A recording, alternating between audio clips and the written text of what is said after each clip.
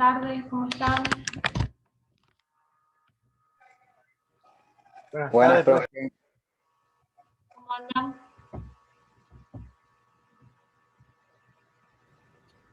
Hola, profe, buenas tardes. Buenas. A punto de volver a encerrarnos otra vez, aparentemente. Esperemos que no. Ay, ojalá, pero todo indicaría que sí.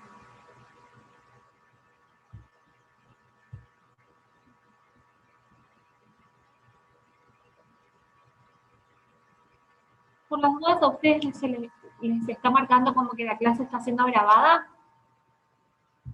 Sí, profe, a mí me está marcando Sí. eso. Buenísimo.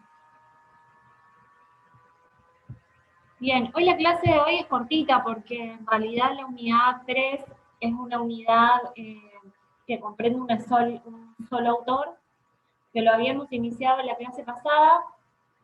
Tiene que ver con la personalidad y el consumo y la relación que tiene nuestra personalidad a la hora de elegir qué consumir, cuándo y cómo hacerlo, ¿sí? De alguna manera, el marketing se ha propuesto generar estrategias en las que las marcas estén dotadas de características de personalidad a fin de que los consumidores se identifiquen con las mismas y decidan consumirlas, ¿sí? Ahora vamos a ver obviamente ejemplos donde vamos a poder ver cómo las marcas tienen ciertas características, por lo cual las marcas de alguna manera se humanizan, por decirlo de alguna manera, de alguna forma. La clase pasada habíamos iniciado con la unidad, pero por sobre todas las cosas, porque cuando hablamos de personalidad tenemos que hablar también desde un punto de vista psicoanalítico de cómo es concebida la personalidad, y en ese punto de vista teníamos como dos tópicas o dos teorías que explican cómo está constituida nuestra personalidad. ¿A partir de qué? A partir de los sistemas inconsciente, preconsciente y consciente, que funcionan de una manera muy diferente. Si bien el preconsciente y el consciente tienen las mismas características y las mismas leyes de funcionamiento, estas leyes de funcionamiento son totalmente contrapuestas a las leyes que, de funcionamiento del inconsciente.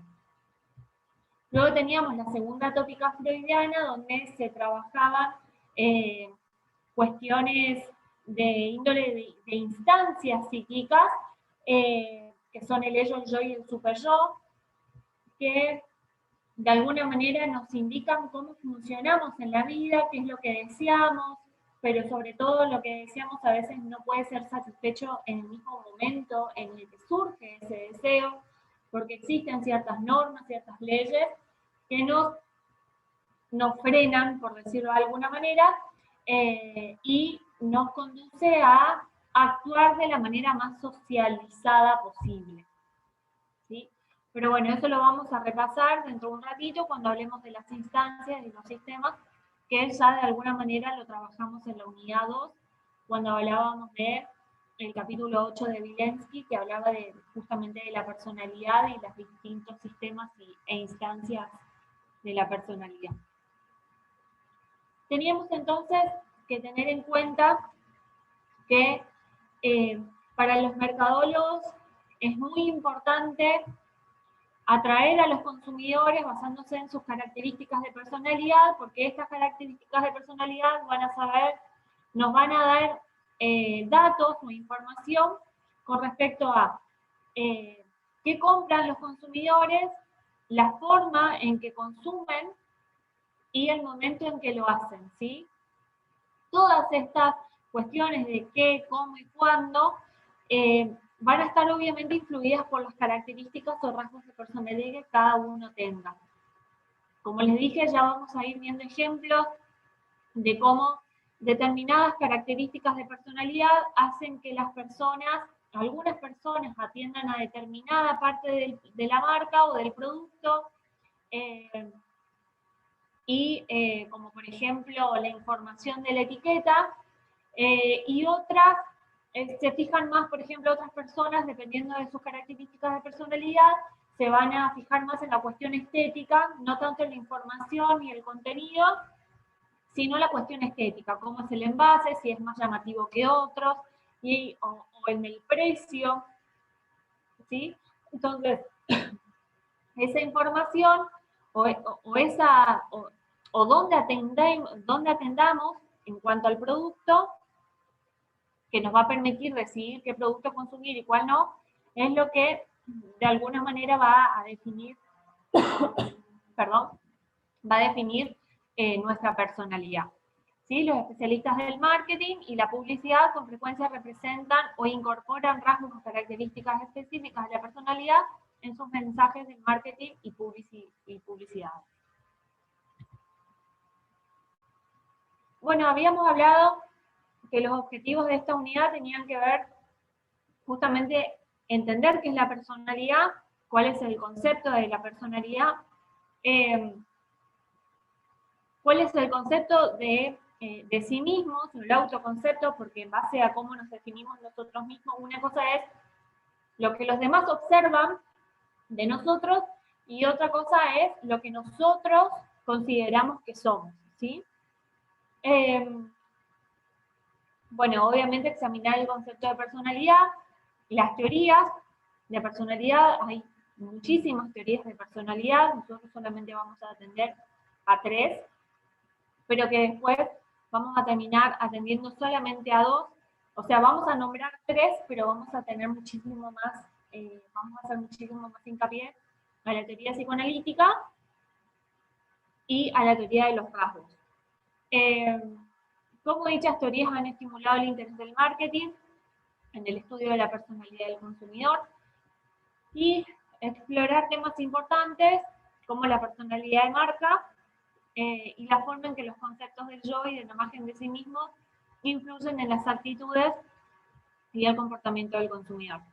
Yo les decía la semana pasada que el concepto de actitudes, ¿sí? O actitud, va a ser un tema que lo vamos a trabajar muchísimo más en profundidad en Comportamientos 2, es una unidad exclusiva, pero para adelantar qué son las actitudes, bueno, es la manera en la que nosotros definimos a las marcas, o sea, las actitudes es un tema muy general que adecuado al marketing tiene que ver con cómo nos posicionamos frente a una marca, si consideramos que es positiva o consideramos que es negativa, si es de buena calidad o de mala calidad. Siempre se ubica en estos pares de opuestos, bueno, malo, positivo, negativo, y en base a esta actitud o a esta interpretación que hagamos de la marca o del producto o servicio, nos va a predisponer a una acción determinada.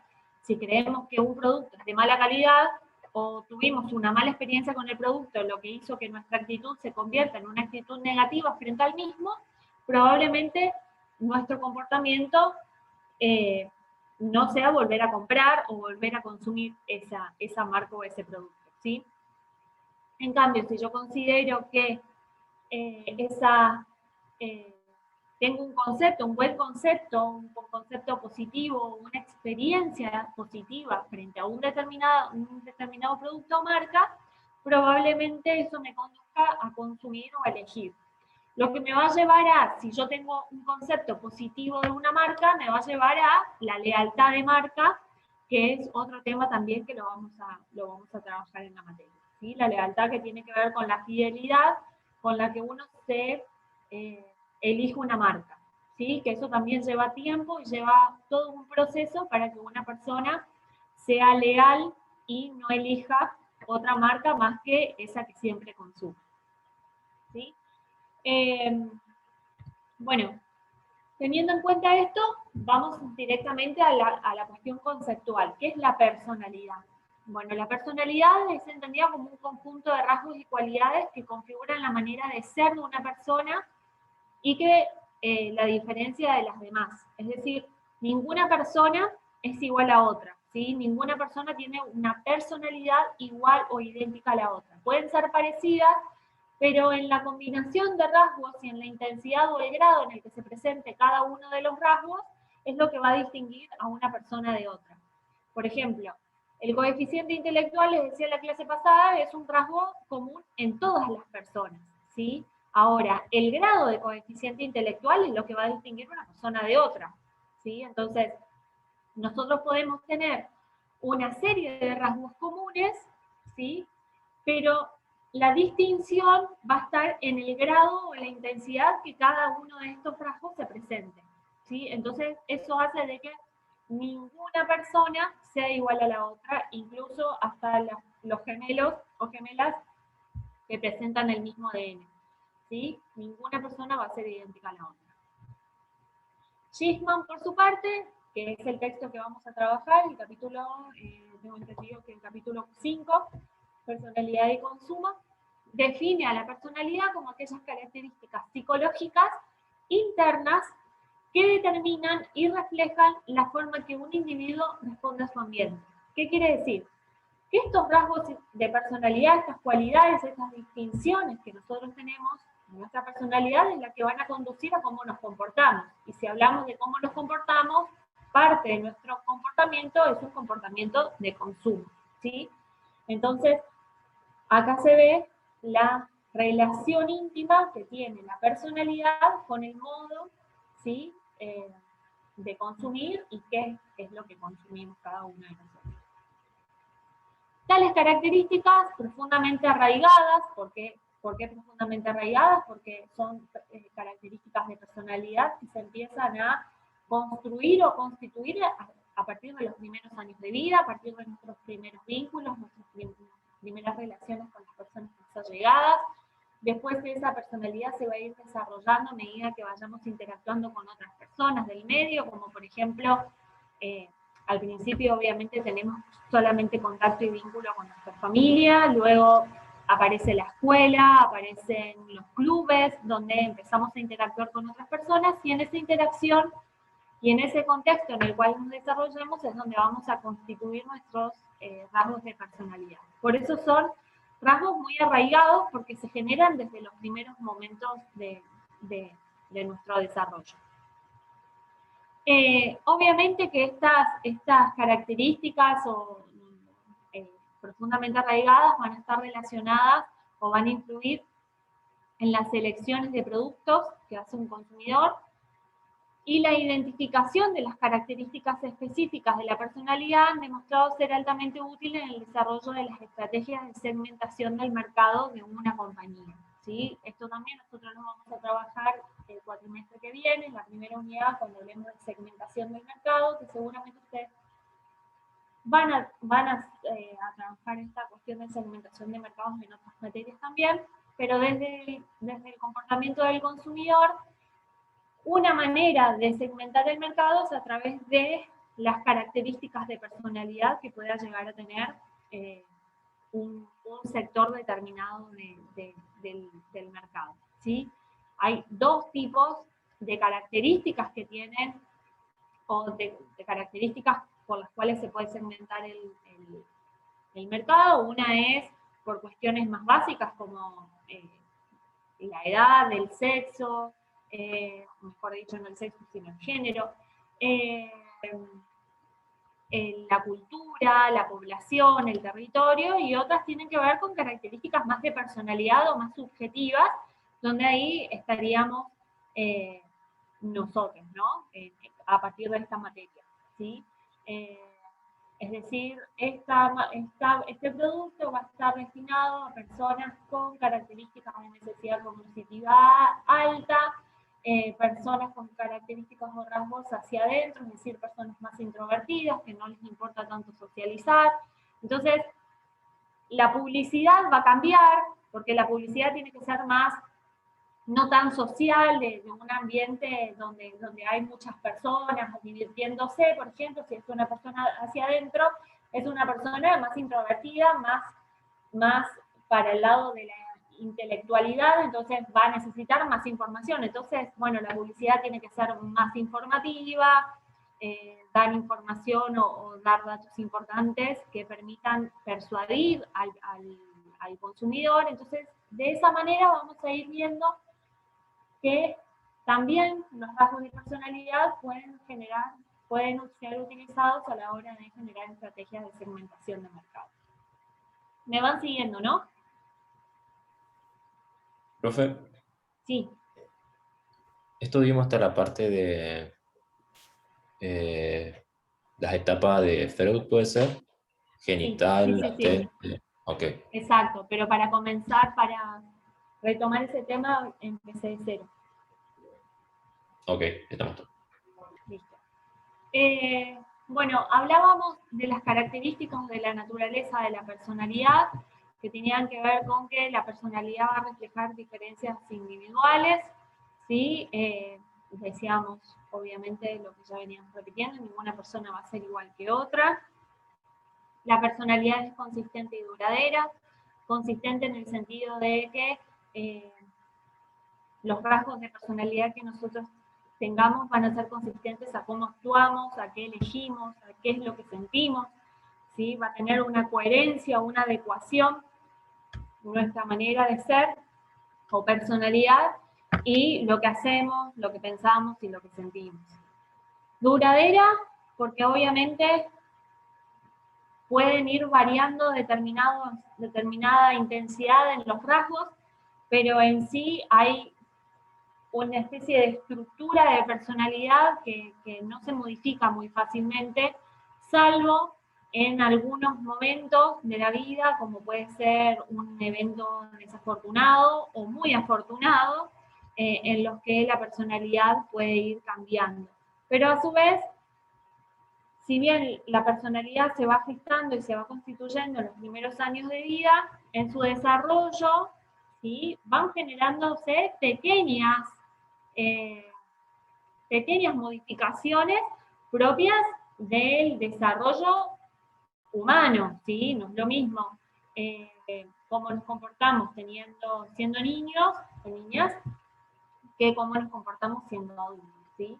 Entonces, cuando vemos que hay una persona que de determinada edad, qué sé yo, digo, 35 años, vemos que se comporta como una persona de 15, probablemente eso nos choque y sea inadecuado o desadaptado, por decirlo de alguna manera. Por eso es que la personalidad va a ir variando y nuestro comportamiento va a ir variando a lo largo de nuestro desarrollo.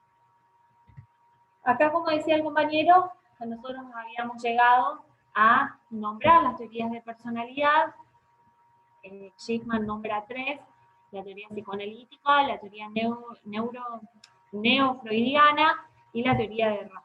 ¿Sí? La teoría psicoanalítica, obviamente, es la teoría freudiana, creada por Freud, y obviamente después hay discípulos de Freud y hay un muy reconocido lector de Freud que continúa con su teoría, pero muchísimo más compleja y más difícil de entender, que es Lacan. No sé si alguna vez lo han escuchado.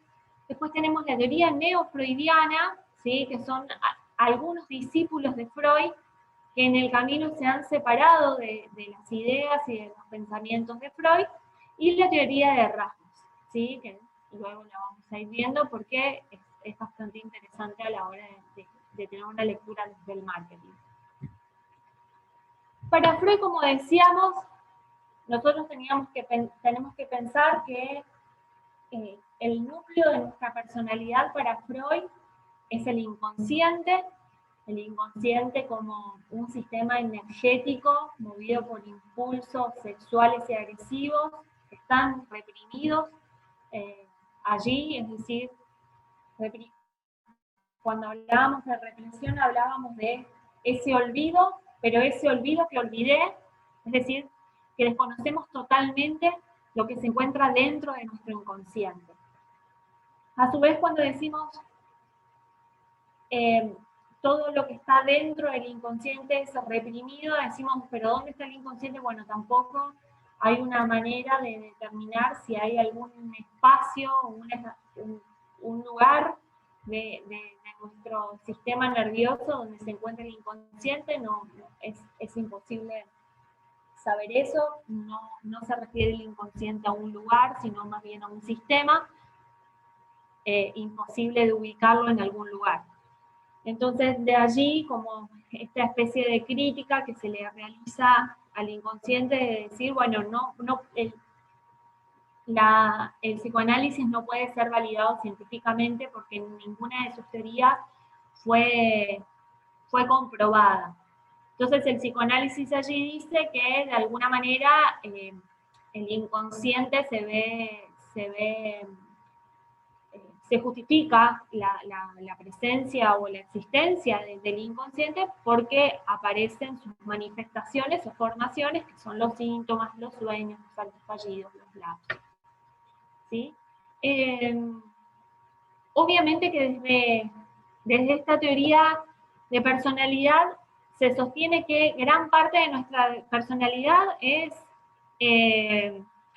totalmente desconocida por nosotros mismos. Eso es lo que nos lleva o nos motiva a ir a terapia y hacer análisis para los que desean por ahí encontrarle algún sentido más profundo a lo que les está pasando, y a veces no encontrar por ahí respuestas lleva a cierto padecimiento que conduce o que motiva a hacer una consulta, ¿no? Pero bueno, una de los rasgos o una de las características de esta teoría es que gran parte de nuestra personalidad es desconocida por nosotros mismos, entonces a veces desconocemos el sentido o la causa de algunos sentimientos o algunas conductas o pensamientos que podamos llegar a poseer. Esto es lo que de alguna manera se ejemplifica o se puede visualizar en este iceberg o esta imagen del iceberg, donde solamente conocemos de nosotros mismos esa puntita que se ve, ¿sí? Pero debajo de esa puntita hay una gran estructura, hay una gran raíz, por decirlo de alguna manera, que desconocemos y que logra salir, pero no tal cual es, sino a partir de estas deformaciones o formaciones que se generan a través de estas manifestaciones del inconsciente, ¿sí?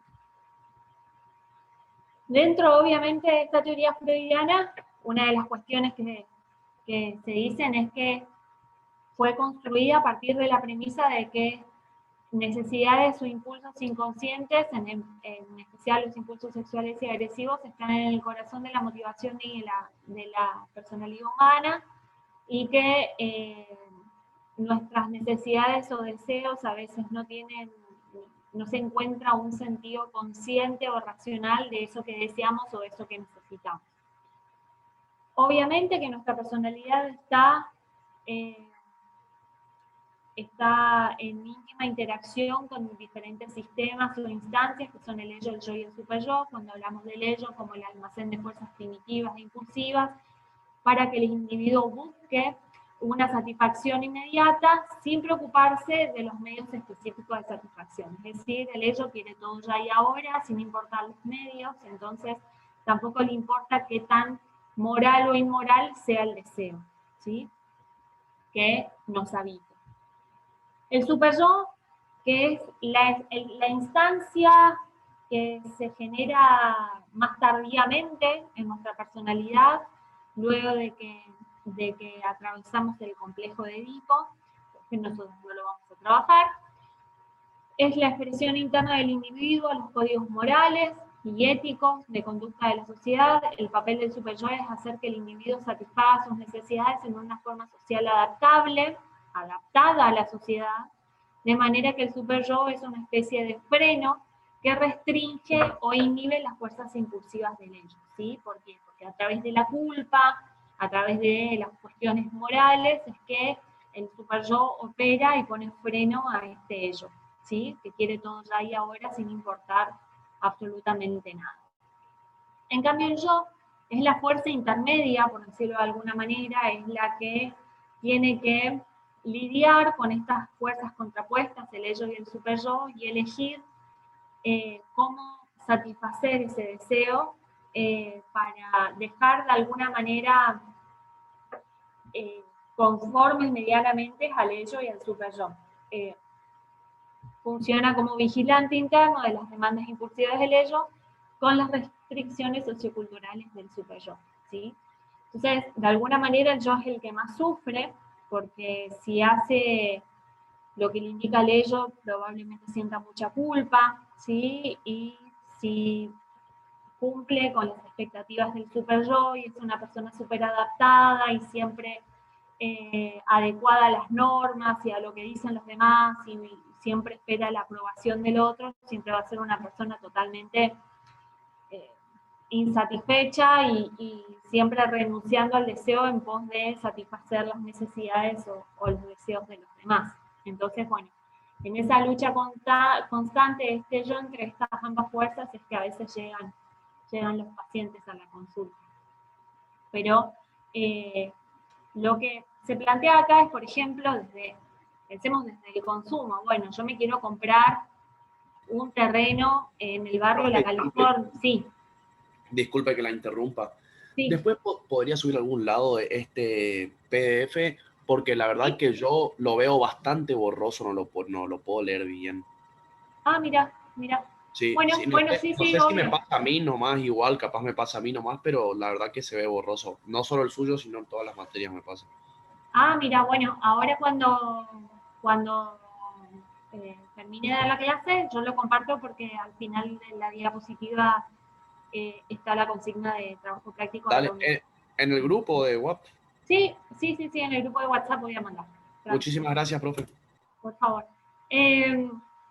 Pensemos en algo que queremos consumir. Yo me quiero comprar, no sé, un terreno en el barrio de la California, pero no me dan el dinero ni el ingreso económico para poder comprarme un terreno en ese lugar, ¿no? Entonces, el ello que me dice, no sé, casate con un multimillonario que te permita acceder a eso, que no te importe absolutamente nada, o robar el banco, o hacer lo que vos creas necesario en pos de comprarte un terreno ahí.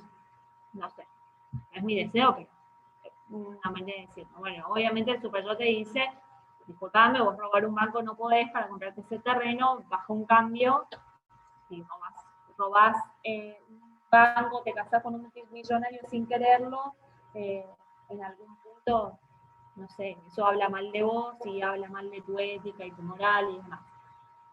Y el yo tiene que elegir qué hacer. Si se casa con un multimillonario o roba un banco para comprarse un terreno en ese lugar, o privarse de ese deseo.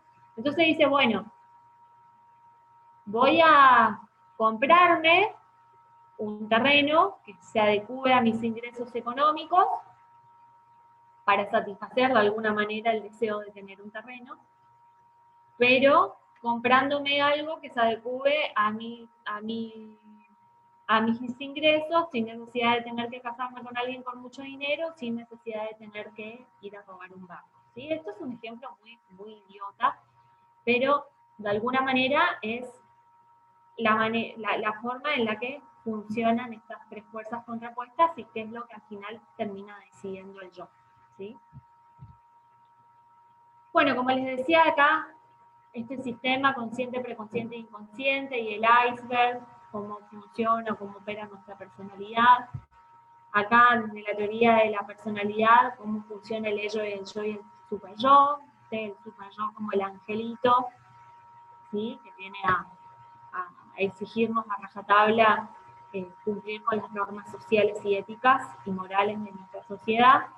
Y el ello, que es el diablito que dice, dale, metele para adelante, hace lo que creas necesario en pos de conseguir eso que vos necesitas, si querés. ¿No? Bueno, y yo acá de Homero sufriendo porque no sabe a quién hacerle caso, ¿sí? Bueno, esta imagen es algo que ya les había mostrado la semana pasada. Esto también. ¿Sí? Y tenemos que dentro de la teoría psicoanalítica teníamos diferentes etapas de desarrollo de personalidad que se dan en los primeros años de vida, la etapa oral, anal, fálica, latente y genital. ¿Sí? Esto les va a llamar un poquito la atención porque desde la teoría psicoanalítica, bueno, existe el ser humano es un ser sexuado, desde el primer momento.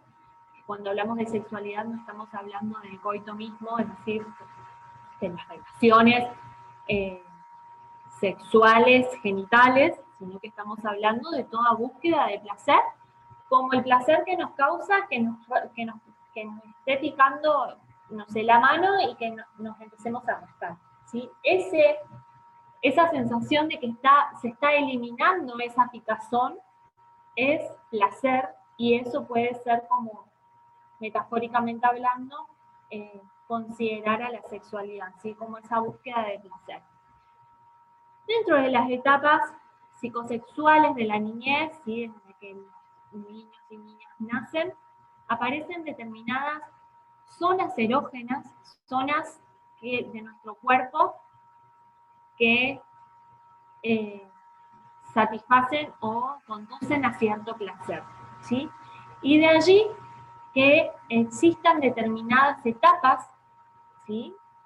A partir de las cuales, estas etapas o fases se llaman en base a cuál es el órgano o cuál es la zona erógena de nuestro cuerpo que produce mayor placer, ¿sí?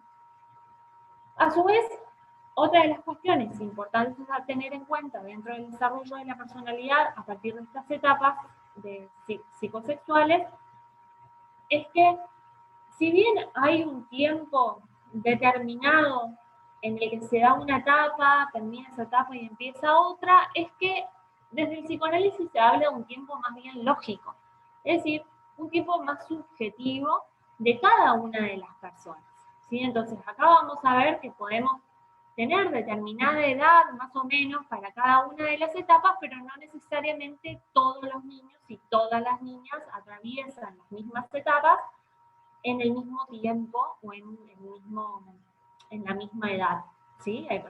Hay niños o niñas que se desarrollan más tardíamente en determinadas etapas, otras que salen más rápido, ¿sí? Pero más o menos para ubicarnos vamos a dar determinada edad, pero no necesariamente es la que corresponde a cada uno de los niños. Es una edad aproximada.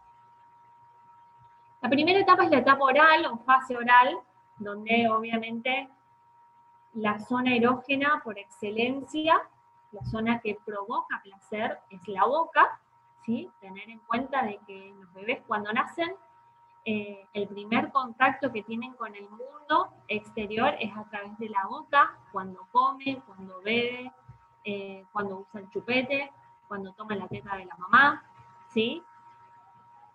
Esta etapa es desde que nacen hasta aproximadamente el año y medio, más o menos, ¿sí? 2 años como mucho.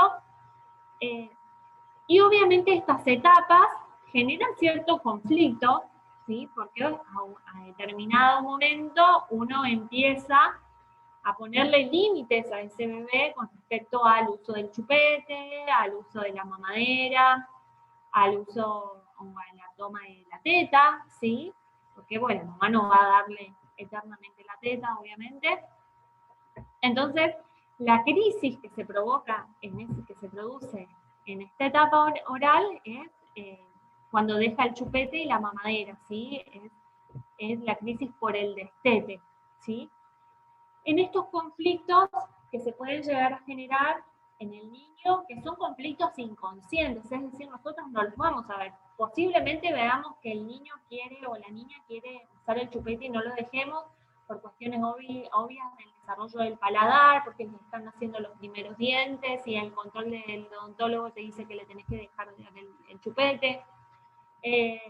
Porque hay determinado momento en el que el niño o la niña empiezan a tensarle los dientes, entonces la mamá desea dejar de darle la teta, ¿sí? Por cuestiones obvias de que suelen morder el pezón. Entonces, hay determinadas situaciones que nosotros podemos notar de que el niño se genera cierta crisis o enojo o berrinche porque no se le deja de dar la mamadera, se le deja de dar el chupete, se le deja de dar la teta. Pero estos conflictos, estas etapas, funcionan de manera muy inconsciente, entonces tampoco tenemos tanto conocimiento de cómo se generan en cada uno de los niños. Cada niño es subjetivo y su historia y su desarrollo es muy particular. Lo que puede llegar a pasar es que en esta etapa estos conflictos lleven a una fijación. ¿Qué quiere decir? Que se produzca algún conflicto no resuelto a nivel inconsciente, ¿sí? Que haga que se produzcan ciertos rasgos de personalidad propias de esta etapa oral. Entonces, aparece, por ejemplo, rasgos de personalidad de dependencia afectiva, ¿sí? De mucha inseguridad, de necesitar al otro. Piensen que si mi relación con mi madre es a través de mi alimentación, quién me nutre, quién me da la teta, quién me da el chupete, ¿sí? Se pueden generar ciertas fijaciones de dependencia acá.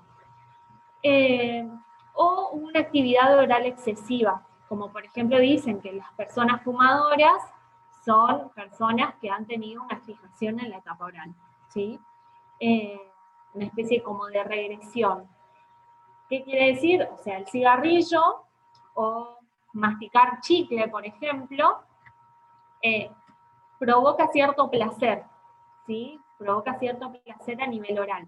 Entonces, se dice o se interpreta que esa búsqueda de placer a través del cigarrillo, a través de las bebidas o a través de el masticar chicles o el comer en exceso, ¿sí? Que provoca cierto placer, se debe a una regresión a etapas donde se sintió satisfecho, que es en este caso la etapa oral. Ahí vemos entonces la relación del consumo, ¿sí? La relación del consumo con la etapa de desarrollo psicosexual del niño y la niña. Luego aparece la fase o la etapa anal, donde la fuente primordial de placer en el niño, o mejor dicho, la zona erógena, la zona que provoca placer es el ano, por eso etapa anal, donde la fuente primordial de placer de los niños y las niñas es la eliminación de la materia fecal, ¿sí? La crisis, ¿cuándo empieza a generarse? Cuando los padres empiezan a imponer determinados límites, ¿sí? Determinadas normas, ¿sí? En el sentido de que, bueno, el niño y la niña tienen que empezar a dejar el pañal, no pueden hacer sus necesidades en cualquier momento y en cualquier lugar. Tienen que ir a un determinado lugar a hacer sus necesidades. Entonces, tienen que ir al baño. No lo pueden hacer en cualquier lado. Pero, obviamente que hay todo también un desarrollo orgánico, que es un momento determinado de la niñez, que es a partir de los 24 meses, es decir, a partir de los 2 años, en que los esfínteres, es decir,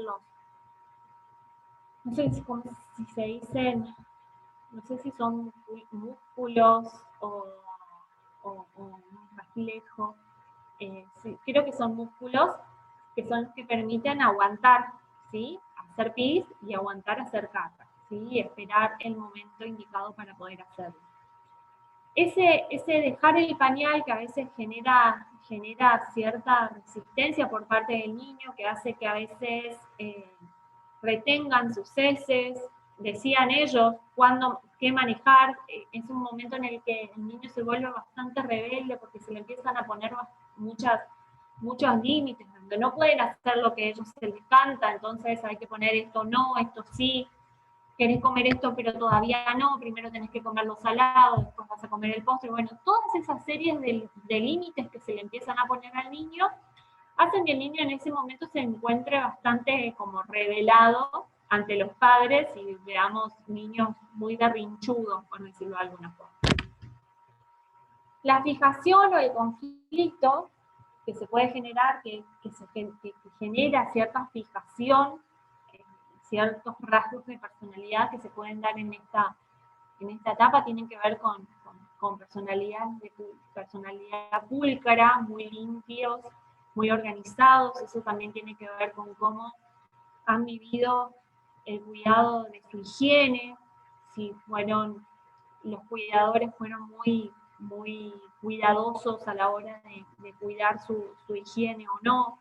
Eso tiene que ver con que hay personas que capaz no se dan cuenta y dejan que sus niños o niñas queden mucho tiempo con el pañal mojado, y eso hace de que las colitas se les irriten, entonces eso puede llegar a generar algún tipo de malestar o fijación, puede generar una marca a nivel inconsciente, o todo lo contrario, personas que están muy pulcras, muy organizadas y demás, y no dejan lugar a determinada libertad, si se quiere.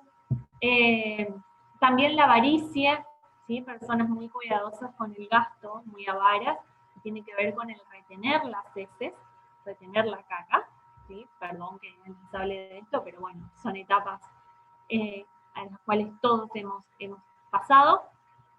Excesivo orden y limpieza. Entonces piensen en todos los consumos. Hay programas, por ejemplo, de locos por la limpieza, obsesivos por la limpieza, que se gastan casi todo su dinero en artículos de limpieza, se la pasan limpiando. O personas que retienen mucho, entonces son acumuladoras, compulsivas, ¿sí? Hay como muchos programas relacionados a eso, y que tiene que ver, o se piensa, que tiene que ver con esta etapa, con fijaciones en esta etapa, ¿sí? Regresiones, estos comportamientos son como regresiones a momentos en los que se sintió capaz de una mayor satisfacción.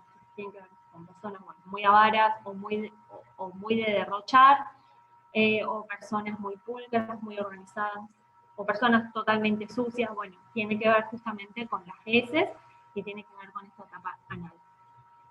Luego aparece la etapa fálica. Es una etapa muy importante, todas las etapas son muy importantes, pero en esta etapa fálica es donde aparece el complejo de Edipo, ¿sí? Que también de alguna manera posibilita la constitución o la estructura psíquica de cada una de las personas y la estructura de personalidad. Esta etapa fálica se da entre los 3 y 5 años aproximadamente, donde aparece el descubrimiento de las partes genitales de los niños y las niñas. Entonces vemos a los niños y niñas a veces explorándose, tocándose, justamente porque empiezan a observar las diferencias anatómicas entre los niños y las niñas, ¿sí? En este tiempo aparece, como les decía, la etapa fálica. Es una etapa en la que contemporáneamente aparece el complejo de Edipo, que es un complejo que tiene que ver con el niño se siente atraído inconscientemente por el padre del sexo opuesto, ¿sí? Entonces el niño se siente muy atraído por la madre y la niña por el padre. O viceversa. Bueno, en este caso también tenemos que pensar en la orientación sexual también, pero es importante tener en cuenta que, bueno, desde la teoría psicoanalítica se habla de que el complejo de Edipo es un complejo donde el niño o la niña se ven atraídos por el progenitor del sexo opuesto o del mismo sexo, dependiendo de la orientación, ¿sí? Obviamente que existe una ley primordial, que es la de prohibición del incesto, que opera, entonces se genera un corte, una crisis, donde, bueno, el niño y la niña tienen que renunciar a ese amor, ¿sí? Porque se dan cuenta que es imposible llevarlo a cabo. Yo tengo, por ejemplo, un varón, y el varón por momentos me dice que yo soy su novia, entonces yo opera esa ley y le digo, no, yo soy tu mamá. Yo cuando seas más grande vas a poder tener una novia. Y ahí opera también la castración del padre, que a veces le dice, deja de hablar pavada, Lucio, ella es mi novia, vos sos el hijo. Bueno, esa manera, eso puede generar algún tipo de crisis que son inconscientes, que son obviamente necesarias, porque si no estaríamos hablando de incesto, y eso es un delito, más allá de lo psicológico. Y en esta etapa se pueden generar algunas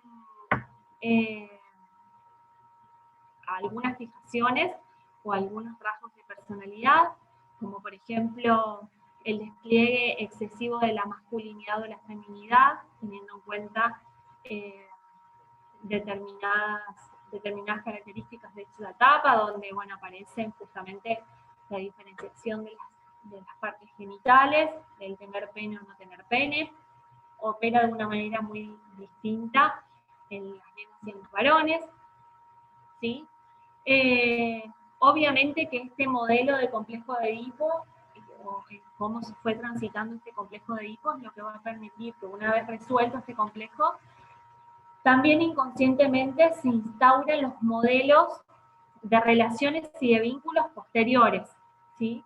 Por eso es que a veces dice que este complejo de Edipo se ve cuáles son nuestros tipos de elecciones de pareja, ¿sí? Si son muy parecidos a la mamá, si son muy parecidos al papá, y bueno, tiene que ver con este complejo que es sumamente inconsciente y que a veces trae ciertos conflictos porque a veces elegimos mal, a veces elegimos siempre un mismo patrón de persona que terminamos teniendo las mismas experiencias desagradables. Entonces, bueno, eso justamente por cuestiones de clínica, y bueno, hay que tratar de resolver esas cuestiones que son más bien de tipo inconsciente, ¿sí? A lo mejor algunos o algunas se sienten identificadas con esto.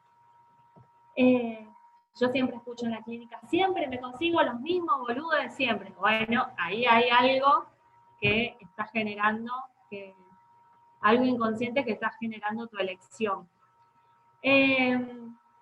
Bueno, dentro de esta etapa fálica, como les decía, aparecen ciertas fijaciones, dependiendo de cómo cada uno transite esta etapa, y en esta etapa aparecen ciertos rasgos como personas totalmente narcisistas, egocéntricas, fálicas, se le dicen a algunas personas, con excesivo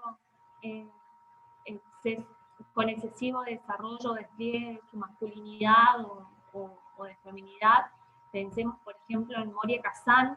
Moria Kazan es una actriz que se nota como muy fálica, muy masculina por momentos, como una persona muy completa, ¿sí? Que tiene el palo, que no necesita a nadie, es sumamente narcisista, a veces transgresora de los límites, ¿sí? Cuando dice por ahí ciertos comentarios que capaz pueden herir a otra persona, ¿sí? Pensemos en Ricardo Ford, ¿sí? Como él ostentaba mucha riqueza, mucho narcisismo, mucho egocentrismo con sus propiedades, sus bienes, ¿sí? Sus tapados de piel y sus autos.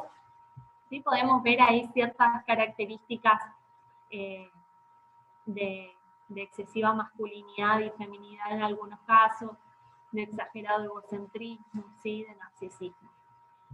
Después aparece la etapa de latencia, que es una etapa donde los instintos sexuales y agresivos son adormecidos con la entrada a la escuela, ¿sí? Los niños a partir de los 5 o 6 años empiezan la escuela, donde aparecen o surgen nuevas normas sociales, ¿sí? Donde aparecen otras sanciones también si se transgreden las normas. Y todos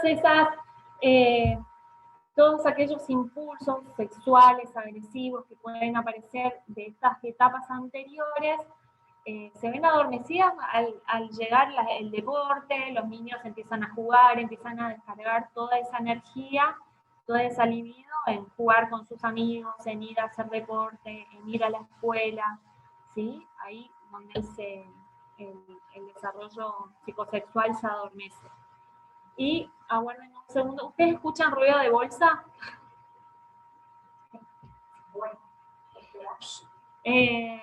Y por último, la etapa genital, que es la etapa que surge en la adolescencia, ¿sí? Cuando los órganos genitales y reproductivos ya se desarrollan, donde aparece justamente el desarrollo hormonal por parte de la mujer y el hombre, que hacen que exista un interés o un desarrollo por un interés más sexual, ¿sí? Más genital, ¿sí? Donde, bueno, se ponen en práctica todas de alguna manera, todas las etapas anteriores se resignifican en esta etapa y operan en esta etapa genital, ¿sí? Así se conforma nuestra personalidad. A partir de estas etapas empiezan a tener ciertas fijaciones y rasgos de personalidad que hacen que en la edad adulta desarrollemos o nos comportemos como consumidores de una determinada manera, ¿sí? ¿Alguna duda hasta acá?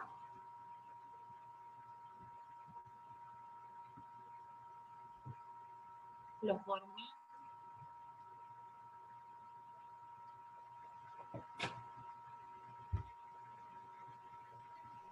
Todo claro, profe. Buenísimo, buenísimo. Bueno, con esto terminaríamos todo lo relacionado a la teoría de personalidad psicoanalítica, ¿sí? Pues aparecen las teorías neofreudianas de la personalidad, donde, bueno, como les decía, muchos discípulos de Freud se terminan peleando con Freud por no compartir las mismas ideas o las mismas teorías y crean sus propias teorías. Ahí dice, bueno, en contra de la teoría freudiana con respecto a la argumentación de que la personalidad es de naturaleza instintiva y sexual, o sea, niegan todas estas etapas de desarrollo psicosexual que nombra Freud. Las relaciones sociales son fundamentales para la formación y el desarrollo de la personalidad. Ahí tenemos a Adler, por ejemplo, que considera que los seres humanos procuran alcanzar diversas metas racionales, estilos de vida, vencer los sentimientos de inferioridad y lograr superioridad, a partir de, obviamente, lo que consumen y demás. Sullivan procura establecer relaciones significativas y provechosas con otras personas. Las personas hacen un esfuerzo para reducir las tensiones como la ansiedad, a partir de, por ejemplo, el consumo de cigarrillo. Y Horvey, que plantea 3 grupos de personalidades. Los condescendientes, que se mueven hacia adentro, desean ser amados, queridos, entonces probablemente consuman cosas en pos de ser aprobados por los demás. Los agresivos se mueven contra otros, desean sobresalir, ganar admiración. Veremos ahí entonces qué eligen consumir para justamente lograr esto. Y los independientes, que se mueven alejándose de los otros, independencia, autosuficiencia, libertad de obligación. Estas teorías neofreudianas yo no las voy a tener en cuenta para que ustedes estudien, así que quédense tranquilos. Sí tienen que estudiar la teoría de personalidad freudiana o psicoanalítica y ahora la teoría de rasgos que vamos a empezar ahora. ¿Quieren que paremos un ratito, que paremos 5 o 10 minutos? Se van, se preparan más mate, toman un poco de agua y volvemos con la otra teoría o seguimos, yo no tengo problema.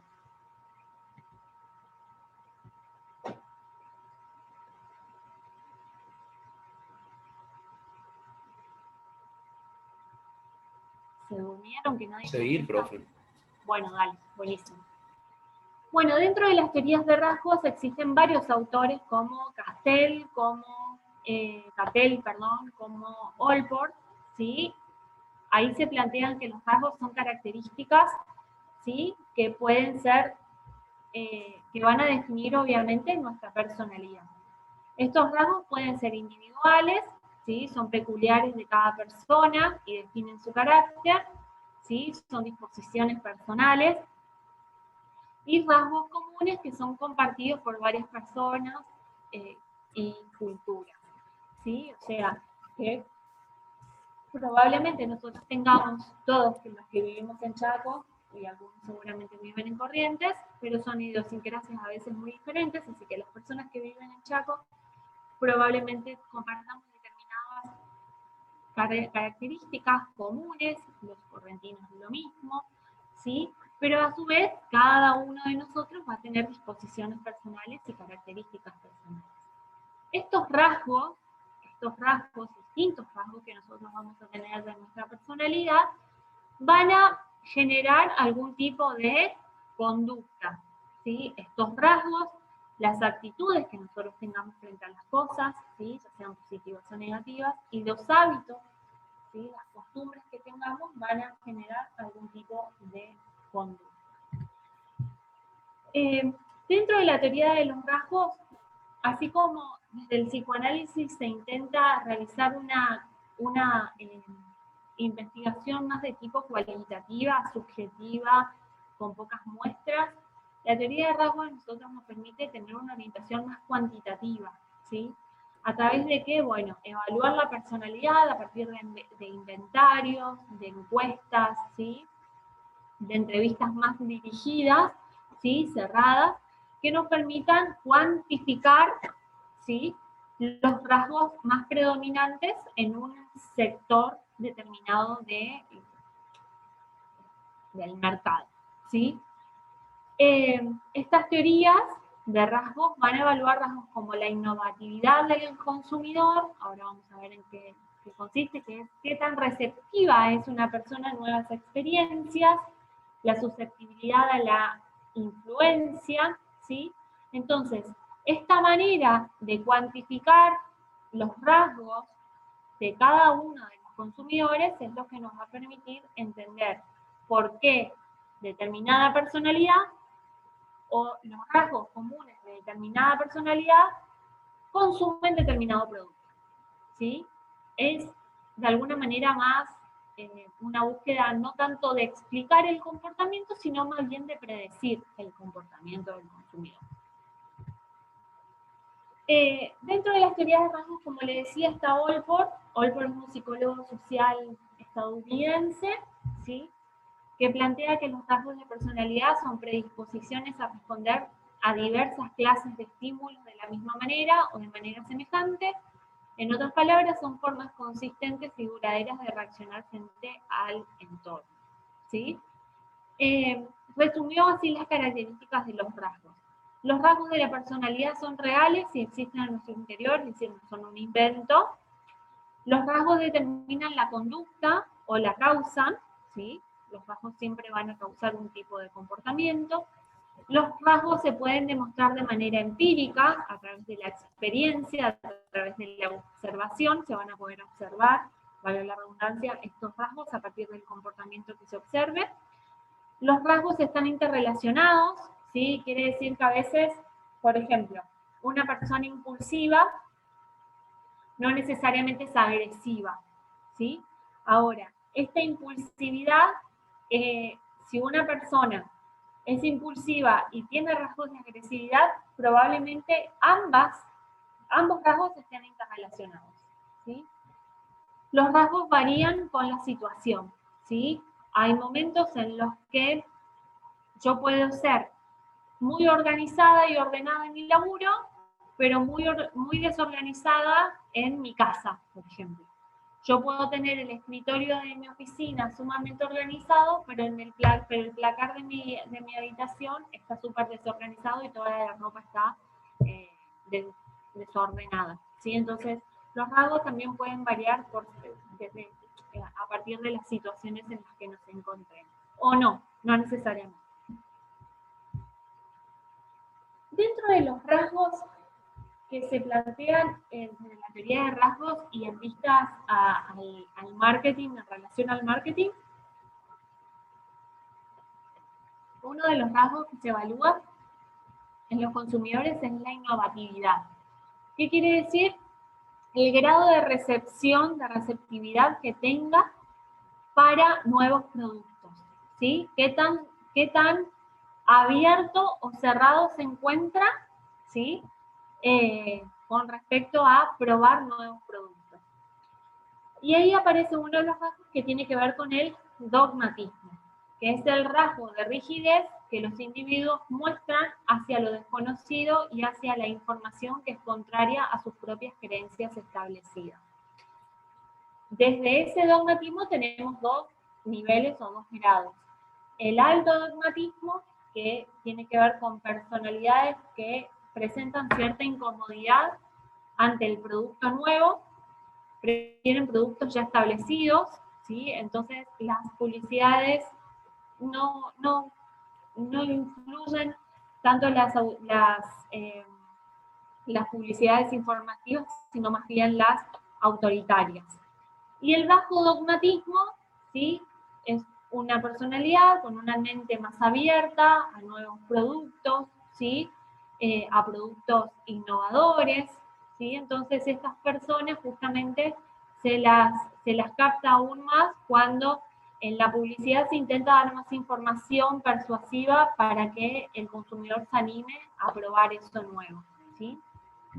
Acá vamos a ver ejemplo de dogmatismo alto, ¿sí? Cuando pensamos en las publicidades, sabemos que, bueno, el Fernet siempre va a ser Branca, no sé si alguno toma otra marca, pero la mayoría, creo que el 98%, 99%, cuando piensa en tomar un Fernet, piensa en esta marca. Entonces, esta marca ya no se preocupa por dar una información de cómo está compuesta, la bebida, cuál es la receta.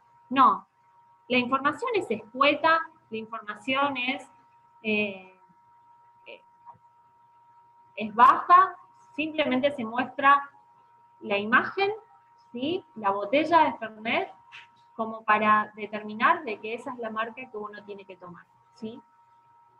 Pensemos también en este tipo de publicidades, yo les digo autoritarias porque, no sé, no dice mucho más que para la tos Paul Mocler, pregunta a su farmacéutico para la tos Paul Mocler y ahí se terminó, y probablemente sea un jarabe para la tos un tanto prehistórico. Si bien hay muchos más jarabes para la tos hoy en día, probablemente el Paul Mocler es uno de los jarabes más antiguos. Entonces, las personas con un alto dogmatismo, es decir, con poca apertura a algo nuevo, ¿sí? Elige siempre este jarabe que le funcionó desde siempre, ¿sí? Y cuando hablamos de dogmatismo bajo, estamos hablando de ciertas publicidades que tratan de convencerte, ¿sí? A través de las publicidades de televisión, radio o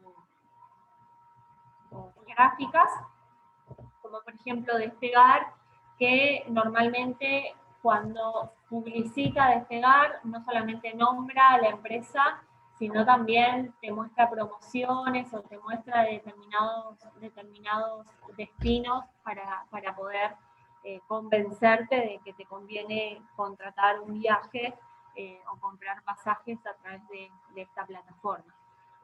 Y después hay otras publicidades más bien gráficas donde para convencerte de que las consumas, se ven determinadas características muy importantes que pueden llegar a convencerte, ¿sí? Entonces vemos como gráficas que te muestran información de cuáles son los beneficios, por ejemplo, de contratar o de comprar determinado producto. Estas son marcas que yo desconozco, no sé cuáles son, pero bueno, mostraban justamente cómo en su gráfica hay más información a la cual atender para poder decidir adquirir la marca o no. Después tenemos otro tipo de rasgo de personalidad, que es el carácter social, y ahí tenemos dos rangos. La dirección hacia adentro, que son los consumidores que tienden a confiar en sus propios valores o estándares internos para evaluar nuevos productos, ¿sí? Donde justamente hay una mayor atención a las publicidades que presentan las características y los beneficios de la marca o del producto.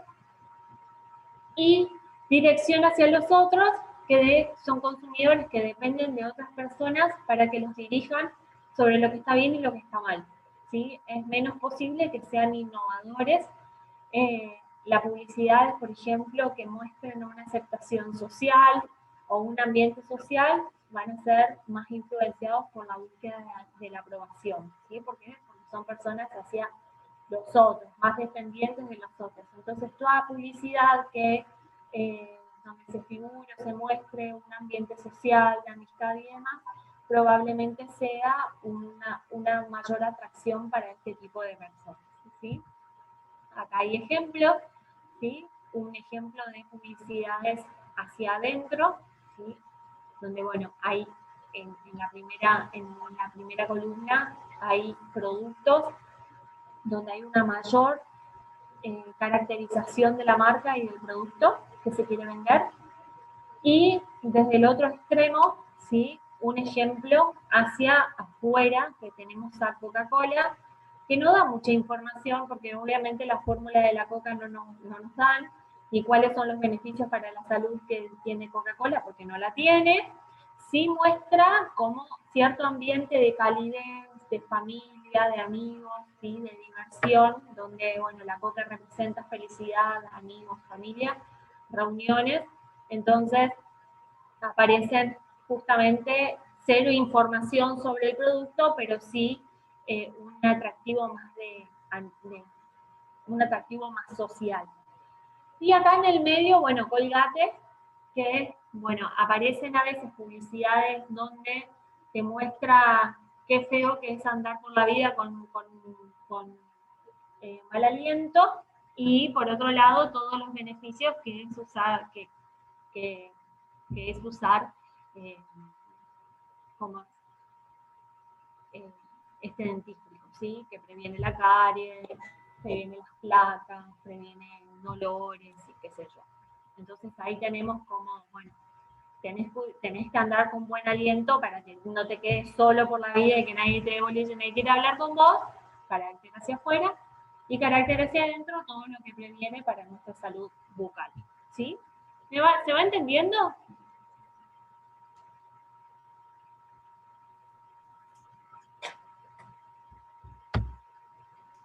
Sí, profe. Sí, profe. Sí, sí. Tenemos otros rasgos de personalidad, como el nivel óptimo de estímulo, ¿sí? Hay dos categorías acá. Una persona que esté muy aburrida, es decir, sobreestimulada, ¿sí? Cansada, estresada, probablemente se sienta atraído por unas vacaciones.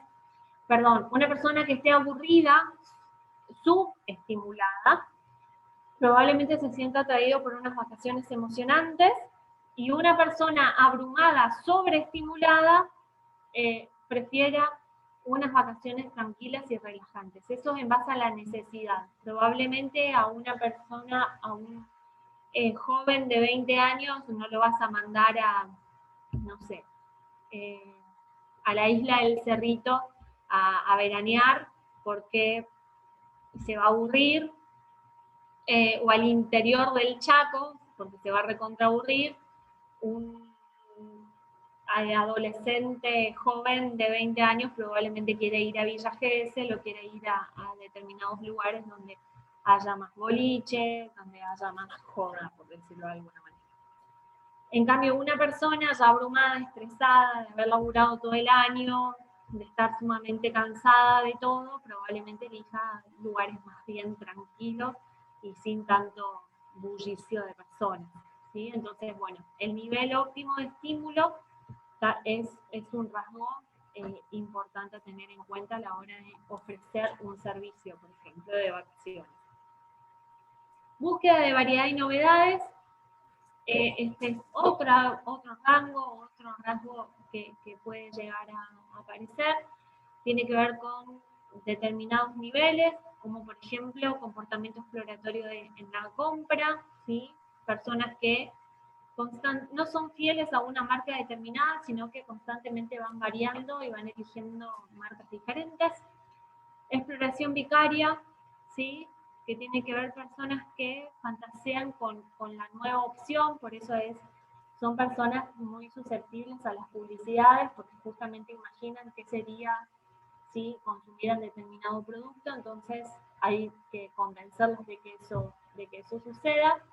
E innovación del uso son personas que utilizan un mismo producto adaptándolo para diferentes necesidades, ¿sí? Como por ejemplo la calculadora, ¿sí? La calculadora científica y la calculadora común. Pensemos en el uso de los celulares. No solamente hoy el celular sirve para llamar y mandar mensajes, sino para contestar mails, para leer para entrar a las redes sociales, para leer un libro, para usarlo de agenda, para un montón de otras cuestiones más que llamar y mandar mensajes. Acá tenemos obviamente que a partir del nivel óptimo de estímulo, persona aburrida va a elegir, qué sé yo, ir a Disney, y persona abrumada va a querer ir a una playa alejada, sin mucha gente, a fin de satisfacer esas necesidades que tiene. Después tenemos los factores de personalidad cognoscitiva.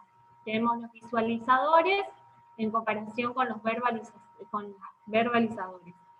Los visualizadores prefieren información visual y productos que enfaticen lo visual, ¿sí? La cuestión estética, cómo es el envase, cómo es la publicidad, cómo es la folletería. Y los verbalizadores prefieren productos e información escrito verbal, ¿sí? Descripción detallada, punto por punto, de qué beneficios tiene el producto. A partir de estos factores de personalidad cognoscitiva, también tenemos los de necesidad cognoscitiva alta y los de necesidad cognoscitiva baja. La necesidad cognoscitiva tiene que ver con la necesidad que tenga un consumidor de pensar o su gusto de hacerlo. Si una persona tiene, un consumidor tiene una necesidad cognoscitiva alta, van a responder a la parte de un anuncio rico en información o descripción del producto y no responden a los aspectos contextuales como la presencia de una celebridad como patrocinador. Por ejemplo, esto no les va a importar. Ahora, una persona con necesidad cognoscitiva baja, ¿sí? Son atraídos por los aspectos periféricos, estéticos, ¿sí? Como una modelo atractiva o una celebridad promocionando el producto, ¿sí? Y después aparece el materialismo del consumidor, ¿sí? Al consumo compulsivo. Cuando hablamos de consumidores materialistas, estamos hablando de consumidores que toman posesiones como algo esencial para sus identidades. Denme un segundito que está sonando el...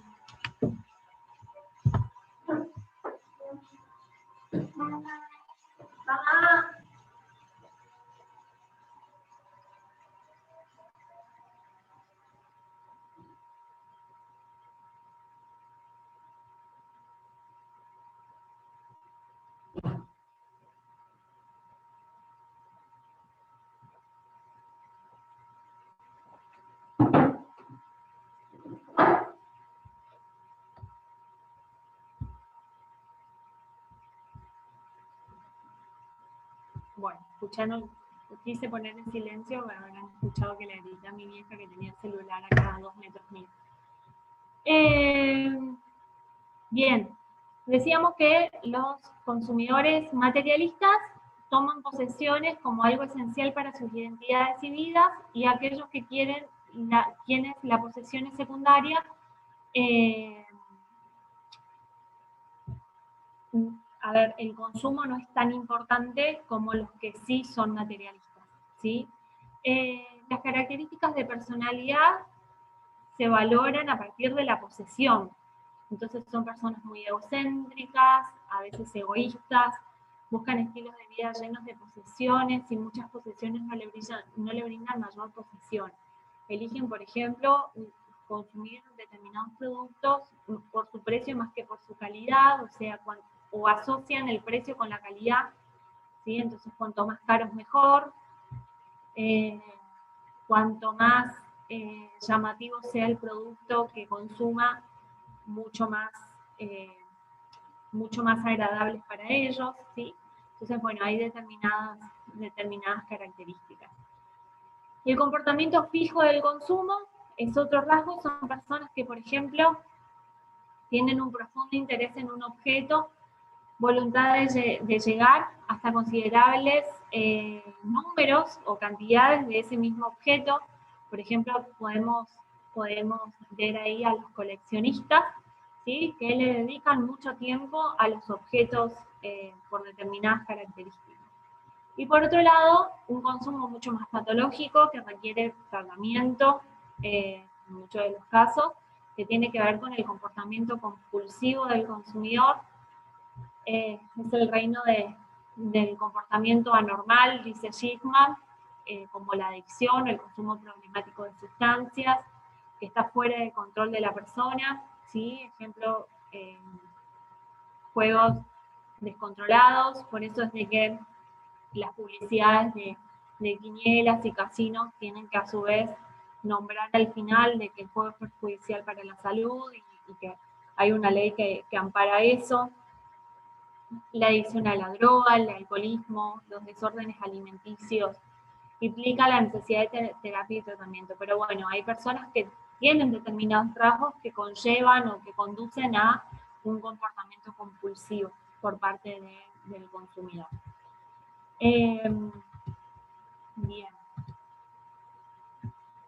Después existen otro tipo de características como el etnocentrismo, ¿sí? Los mercadólogos se dirigen exitosamente a los consumidores etnocéntricos en cualquier mercado nacional al resaltar algún tema nacionalista en sus campañas, como hecho en Estados Unidos o hecho en Francia, ya que este segmento tiene una predisposición a comprar productos hechos en su país natal, ¿sí? Entonces recalcan justamente dónde ha sido fabricado. El cosmopolitismo, que es un consumidor con una orientación cosmopolita, consideraría al mundo como su mercado y se sentiría conscientemente atraído hacia productos, experiencias y lugares de otra cultura, ¿sí? Personas que les gusta viajar por el mundo, comprarse cosas en diferentes lugares, ¿sí? Son personas con este tipo de rasgo característico. Profe, o sea que es lo contrario al etnocentrismo sería. Exacto, exacto. Y podemos decir entonces que el etnocentrismo podría estar vinculado, por ejemplo, a un alto dogmatismo en relación a que las personas con un etnocentrismo probablemente sean poco proclives a consumir productos nuevos o innovadores si no son productos hechos en su propio país, ¿sí? En cambio, el cosmopolitismo es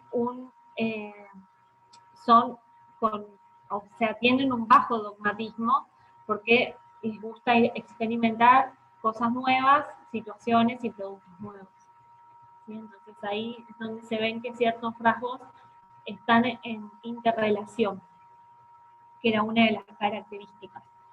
Sí, y el dogmatismo y el bajo y el alto también tenían que ver con otro de los rasgos que hoy nombraste, pero no me acuerdo ahora cuál era, que también te iba a preguntar si había... Con las personas a veces hacia adentro y hacia afuera, ¿sí? Si son personas más bien hacia adentro, que requieren por ahí de cierta información para decidir, probablemente sean de un alto dogmatismo, ¿sí? ¿Por qué? Porque no les interesa si hay una persona, quién es la persona que lo promociona, por ejemplo, o en qué situación se da, sino que se fijan más cuestiones internas del producto, ¿sí? Entonces no se dejan llevar por publicidades o datos periféricos o la estética del producto. Y ahí ustedes van a ir viendo, a medida que van leyendo cada uno de los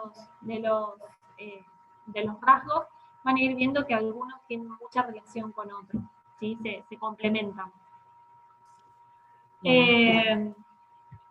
Ahora vamos a una de las cuestiones de la unidad que tiene que ver con la personalidad de marca, ¿sí?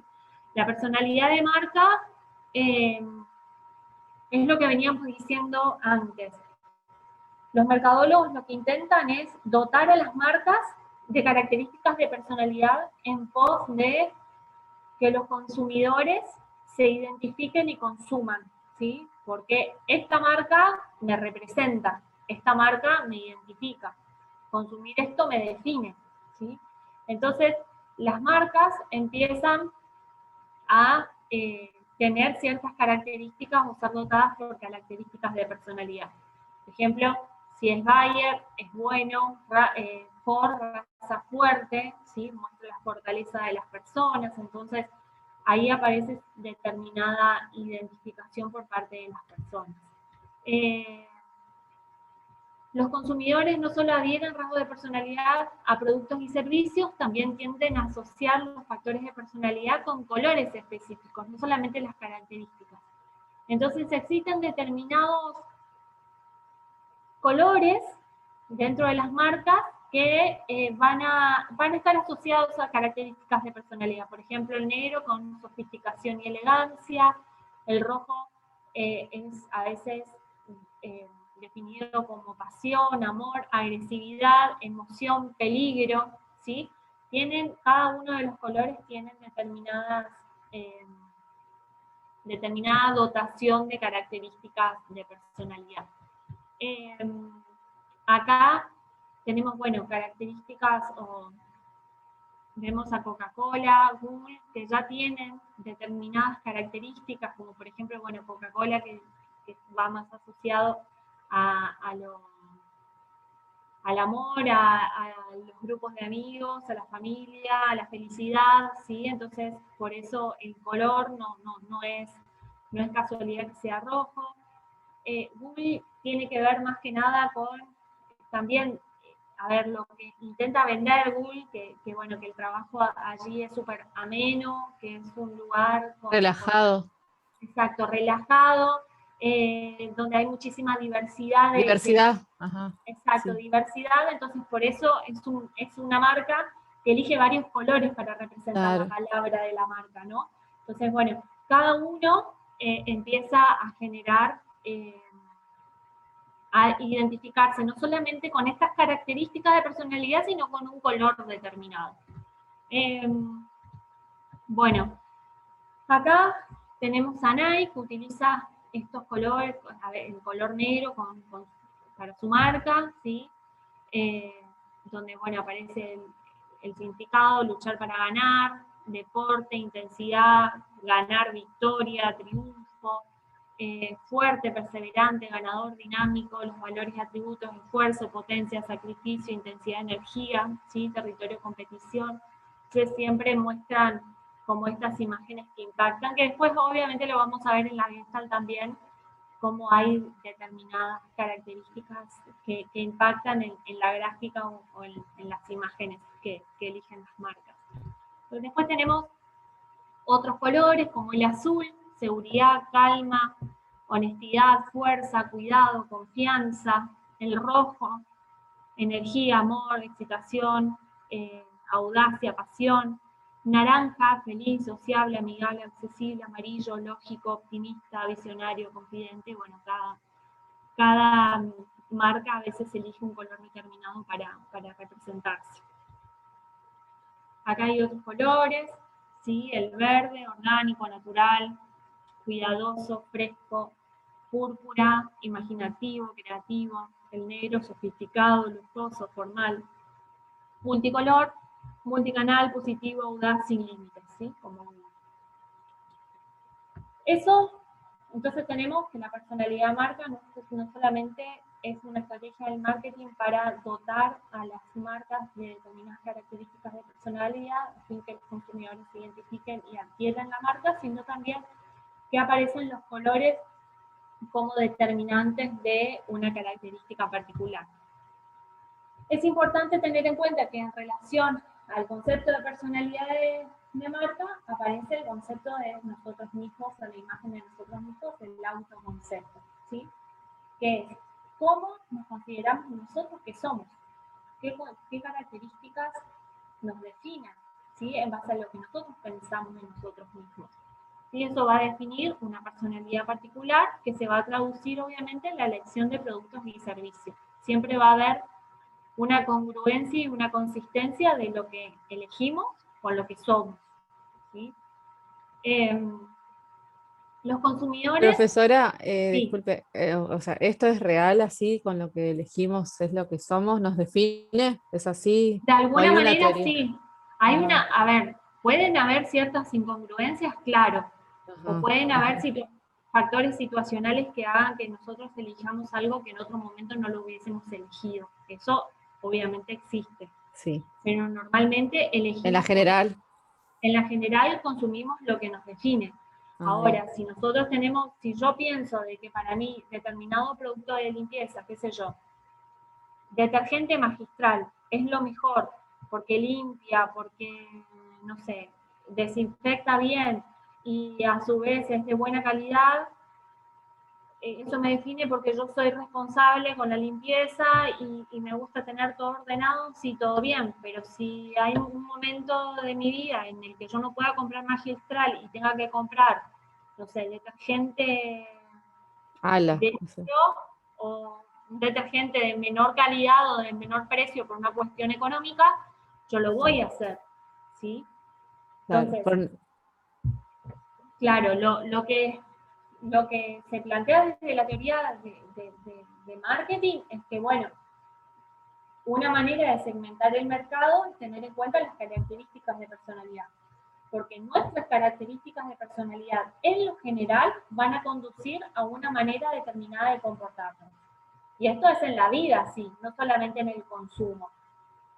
¿Sí? O sea, si yo veo de que una persona viene y me dice, no sé, renuncié a mi trabajo porque la verdad me recalenté con mi jefe, porque es un pelotudo y demás, y después veo de que, bueno, que al padre también lo mandó a freír mondongo, y se peleó con la novia cuando un día, no sé, la novia no pensó distinto a esa persona, a ese paciente, y yo voy ahí a ver cierto grado capaz de rigidez, de impulsividad, ¿sí? ¿Por qué? Porque estos rasgos de personalidad conducen a determinado patrón de conducta. Entonces, esto traducido en marketing es, yo tengo determinadas características de personalidad, por ende me comporto a la hora de consumir de una determinada manera consistente y congruente a mi personalidad. ¿Sí? Bien. Bien. Bueno, en cuanto a la imagen de nosotros mismos, existen diferentes tipos de imágenes. La imagen real, es decir, lo que somos; la ideal, lo que queremos ser; ¿sí? La social, cómo nos ven, ¿sí? Cómo nos ven los demás; y la socialidad es cómo queremos que nos vean, ¿sí? Entonces, muchas veces los consumos que tenemos también van a definir estos tipos de imágenes, ¿sí? Entonces, yo en una entrevista laboral probablemente no diga que la verdad que la mayoría de las veces prefiero quedarme a dormir en mi casa y no irme a laburar, porque esa imagen no es la imagen que yo quiero mostrar a los demás, ¿sí? Lo mismo pasa cuando consumimos. Hay cosas que no consumimos porque no queremos ser catalogados de determinada manera, y hay veces que consumimos otras cosas porque es lo que somos y es a lo que queremos llegar a ser, ¿sí? De alguna manera, lo que consumimos podría llegar a ser entendido como nuestra identidad extendida, ¿sí? Eso es lo que dice Schickman. Las imágenes o las posesiones que hagamos, lo que consumamos, van a confirmar o van a extender nuestra autoimagen, que es lo que nosotros consideramos que somos, ¿sí? Entonces, de alguna manera, el consumo de productos, vuelvo a repetir, es nuestra identidad extendida, ¿sí? De alguna manera es la que va a confirmar o extender nuestra autoimagen, nuestro concepto de nosotros mismos. Aparecen obviamente determinadas encuestas o determinados estudios, ¿sí? Donde se intentan medir determinadas cuestiones o rasgos de personalidad. Uno de los ejemplos tiene que ver con, bueno, con la alteración de la identidad, que pasa cuando los consumidores intentan expresar su individualismo o singularidad creándose una nueva identidad mediante la modificación o cambio de la imagen propia. ¿Sí? Cuando crean de alguna manera una imagen que no condice a ellos mismos, ¿sí? Aparece la vanidad como un rasgo a medir, un ejemplo, ¿sí? La preocupación de tipo físico, el aspecto físico es muy importante para mí, tengo mucho interés por mi propia apariencia, siempre muestro una buena apariencia, son como diferentes rangos para contestar sí o no. La imagen física, la gente se da cuenta de que soy una persona atractiva, la gente que me toma como modelo por mi apariencia, mi cuerpo resulta atractivo para muchas personas, el interés por los logros, ¿sí? Los logros profesionales constituyen una obsesión para mí, conquistar éxito para que mis amigos me admiren es importante para mí, deseo que mis realizaciones sean reconocidas por otras personas. Bueno, aparecen como ciertos rasgos o ciertos comportamientos que definirían el rasgo de vanidad, ¿sí? Entonces, hay ciertas situaciones en que las personas intentan mostrar algo y eso a veces los lleva a cierta alteración de su propia identidad. Ni hablar de que personas, por ejemplo, que en su imagen física están muy preocupados por la aprobación de los demás, entonces llegan a veces hasta incluso a trastornos alimenticios en pos de alcanzar una imagen deseada para ser aprobados por los demás, ¿sí? Así que, ¿Esto que tiene, a qué relación vendría? Esto no lo... a ver, que tenemos, por un lado, la imagen de nosotros mismos, que va a ser consistente a lo que consumamos. Estos consumos, ¿sí? Los productos y las conductas de consumo que nosotros tengamos van a ser como una especie de identidad extendida, ¿sí? Pero la imagen que nosotros tenemos se puede distinguir a partir de varios tipos. Lo que realmente somos, lo que queremos llegar a ser, y en base a eso, bueno, qué comportamientos vamos a tener para alcanzar determinada cosa, determinado nivel, el tipo de imagen social que tenemos, es decir, cómo nos ven los demás, cómo nos definen los demás que somos, y a lo que queremos llegar a ser en base a la mirada del otro, es decir, cómo queremos que nos vean los demás. Entonces, muchas veces en pos de buscar la aprobación del otro, o una imagen ideal social, ¿sí? Es que aparecen algunas alteraciones en la identidad, ¿sí? Es decir, cuando los consumidores intentan, dice Schiffman, expresar su individualismo, singularidad, es decir, que son sumamente, ahí me sale la palabra, originales, ahí está, originales, creando una nueva identidad mediante la modificación o un cambio de la imagen propia. ¿A partir de qué? A partir del consumo, ¿sí? Entonces hay personas que están ultra preocupadas, por ejemplo, por su imagen física, la imagen que muestran al otro, que llegan a determinadas alteraciones patológicas, como por ejemplo los trastornos alimenticios, ¿sí? Simplemente O estéticas como las operaciones ya de formación de la exacto, cara y eso también. exacto, Del cuerpo. porque quieren parecerse, ¿cuántas personas hay que dicen, me quiero parecer a Luis Miguel? Entonces, bueno, se operan y se hacen todas las modificaciones habidas y por haber en la cara para parecerse cada vez más a Luis Miguel, ¿no? Eso podría llegar a ser un trastorno no solamente en la imagen de sí mismo, que a su vez está traducida en la identidad que tengamos, ¿sí? Porque claro. La imagen de nosotros mismos es qué somos, cómo nos mostramos, cómo nos vemos. Y si hay una alteración, a veces se llega a ciertos trastornos, ¿sí? Como por ejemplo la obsesión por las cirugías estéticas o la obsesión por el cuerpo en cuanto a las dietas, ¿sí? Aparecen como determinados trastornos ahí. ¿Sí? Entonces, así como dentro de los rasgos de personalidad también vimos el comportamiento compulsivo de consumo como el nivel o el rasgo más patológico, si se quiere, dentro del consumo, que requiere de un tratamiento y de una atención médica y psicológica.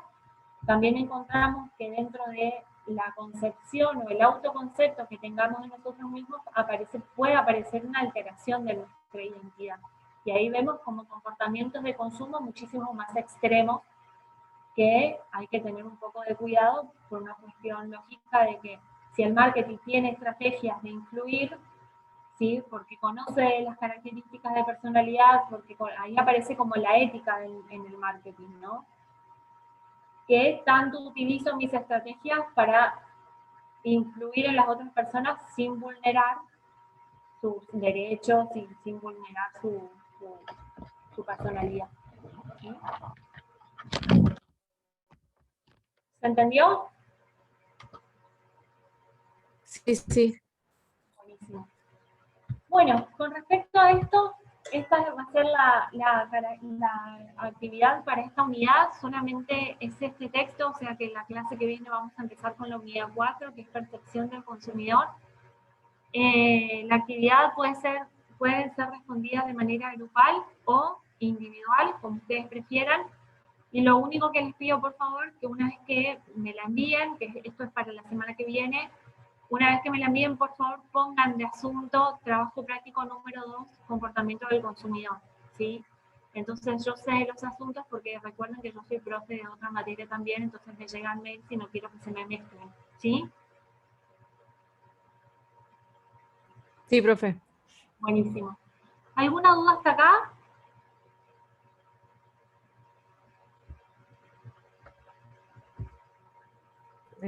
Por ahora no. Buenísimo. Bueno, nos despedimos entonces. Yo ya les mando, abro el WhatsApp de la compo, si les mando el PowerPoint. Recuerden que en la última diapositiva está la actividad, la pueden hacer de manera grupal o individual. Y en la fecha límite de entrega es el jueves que viene, ¿sí? Así que no se olviden que tienen solamente 7 días para hacer esta actividad. Bueno, estoy leyendo a ver qué es, pero A para ver ver, si hay una pregunta, pero Leo, cualquier ¿en cosa qué difieren las preferencias de usted en cuanto a la ropa de las de sus amigos? ¿Qué rasgos de personalidad explicarían por qué las preferencias de usted son diferentes de las de otros individuos? O sea, ¿cuáles son los rasgos, por ejemplo? ¿Cuál es la...? Esto es individual, ¿sí? Esta es la pregunta individual. Busque 3 anuncios impresos que se basan en la teoría freudiana sobre la personalidad. Comente cómo se utilizaron los conceptos freudianos en estos anuncios. ¿Alguno de los anuncios personifica una marca? Si la respuesta es sí, ¿en qué forma? ¿Cómo explicaría usted el hecho de que, aun cuando no existen 2 individuos con personalidades idénticas, la personalidad se utiliza en ocasiones para identificar segmentos de mercado distintivos e importantes en la investigación del consumidor? ¿Sí? Describa el tipo de mensaje promocional que sería más adecuado para cada uno de los siguientes segmentos del mercado y de un ejemplo de cada uno. Consumidores altamente dogmáticos, consumidores dirigidos internamente, consumidores con niveles de estimulación óptima, consumidores con una elevada necesidad de reconocimiento y consumidores visualizadores contra consumidores verbalizadores. Y ahí. O sea que en la última hay que inventar como... Exacto, mensaje. inventar y elegir en todo caso ejemplos. Ah, bueno, podemos basarnos en ejemplos reales ya. Sí, exacto. Buscar entonces cada uno que describa a este tipo de rasgos. Exacto. Y en cuanto a 3 anuncios impresos que se basan en la teoría freudiana sobre la personalidad, piensen, por ejemplo, en productos que satisfagan fijaciones de la tapa oral, fálica, latencia, genital, ¿sí? Ahí pueden encontrar varios anuncios relacionados a eso. Bueno, perfecto. Gracias, profe. Dale. Bueno, chicos y chicas, nos vemos la próxima. Recuerden que esta actividad, como les dije, es para el jueves que viene. Nos vemos el jueves. Vamos a iniciar con la unidad número 4, que es percepción del consumidor. Ya casi estamos terminando la materia. Bueno, buenas noches, profe, gracias. Luego, profe, buenas noches. Chao, gracias. Chao, profe, gracias. Chao, profe, nos vemos.